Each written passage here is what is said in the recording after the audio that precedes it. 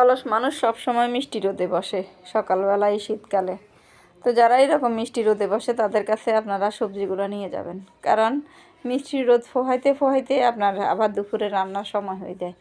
আর এই সময় হয়ে গেলে তো আর মানুষ বোঝেন না, তখন আর তাড়াহুড়া করি পারে না। এজন্য যারা মিষ্টি রোদে বসবে তাদের জন্য আপনারা সবজিগুলো নিয়ে যাবেন। ওগুলো বসে ওখানেই কেটে ফেলবে আস্তে ধীরে। এটা একটা টেকনিক, আপনাদের জন্য ভালো হলে অবশ্যই এটা অবলম্বন করবেন। তারপরে একটা ছুরি দিবেন, যে ছুরিতে অভিজ্ঞ সে তো ছুরি দিয়ে কাটবে, আর যে বটি দিয়ে পারে ও বটি দিয়ে কাটবে। অবশ্যই আমি এখানে বটি দিয়ে বেশি পারছি, কারণ আমি ছুরি দিয়ে ততটা অভিজ্ঞ নয়, সেই জন্য আর কি।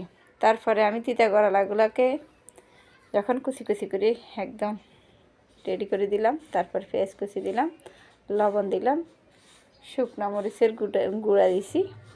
এগুলো আগে আমার সংরক্ষণ করা ছিল, আর একটু সরিষার তেল দিছি। এভাবে কাঁচা মাখায় খেতে খুব মজা। আর এগুলো সাইজে যেগুলো বড়, এগুলোতে তিতা একদমই কম। আপনারা এরা রসগুলো আর ফেলতে হবে না। এটা একবার আমার মতো খাই চেষ্টা করে দেখতে পারেন।